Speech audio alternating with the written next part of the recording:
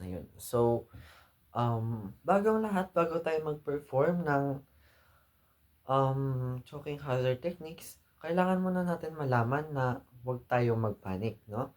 Kasi, ayun yung punot dulo ng lahat kung bakit tayo name-mental block, kung bakit hindi natin alam yung gagawin natin.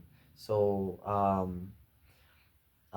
prior sa paggawa ng procedure na ito, kailangan nyo nang tumawag ng tulong or emergency.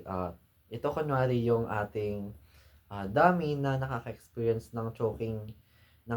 So, pa-forward natin siya ng konti. And then, back tap ng 5 beses.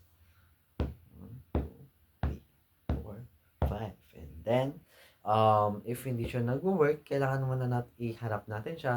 And then, we perform abdominal thrust. So, yung ating pinky, punta natin sa belly button ng pasyente.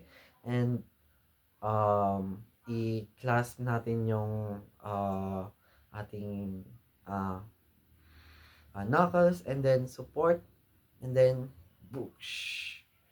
Uh, i tawag dito, ano natin, like, okay na yan, makakat-cut na yan.